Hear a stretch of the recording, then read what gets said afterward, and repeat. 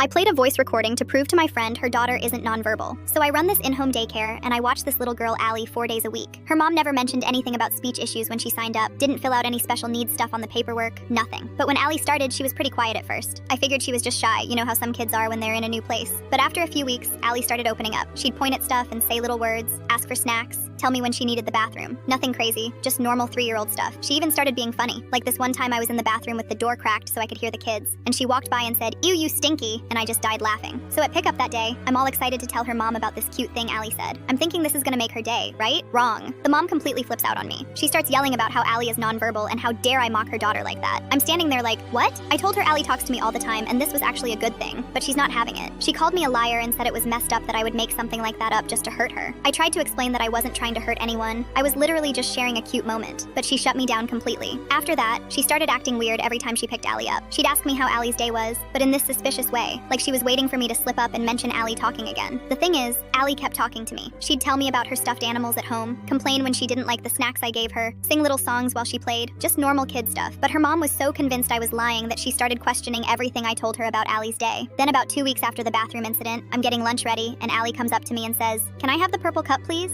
Nothing fancy, just a normal request. But something in my gut told me I needed proof because this was getting ridiculous. I pulled out my phone and hit record, hoping she'd say something else. Sure enough, like 5 minutes later, she's playing with blocks and starts talking to herself about building a castle for her princess. Then she asks another kid if they want to play with her. All normal stuff, but I got it all on video. Clear as day, you can see Allie's face and hear her voice perfectly. At pickup, her mom does the usual suspicious questioning about Allie's day. I mentioned that Allie had been really chatty during lunch and the mom's face went dark. She started that same rant about how I'm a liar and how Allie doesn't speak and I need to stop making things up. That's when I pulled out my phone. I showed her the video. You could see Allie clear as anything, talking and playing and being a totally normal 3-year-old. The mom went silent for like 30 seconds just staring at the screen. Then she snatched the phone out of my hands and watched it again and again. Her face went through like 5 different emotions. First shock, then confusion, then anger, then something that looked almost like relief, and then back to anger. She handed my phone back and just said, she doesn't do this at home. Not an apology for calling me a liar, not a thank you for showing her that her daughter was actually developing normally, just that Allie doesn't talk at home. I asked her if maybe Allie was just comfortable here and felt safe to express herself. Some kids are different in different environments, but the mom got defensive and said I was implying she was a bad parent, which honestly, I was starting to wonder about, but I didn't say that. She left that day without really resolving anything, and I thought maybe she'd come back the next day ready to have a real conversation about it. Instead, she texted me that night saying she was pulling Allie out of my daycare because she didn't appreciate my unprofessional behavior and felt like I was undermining her authority as a parent.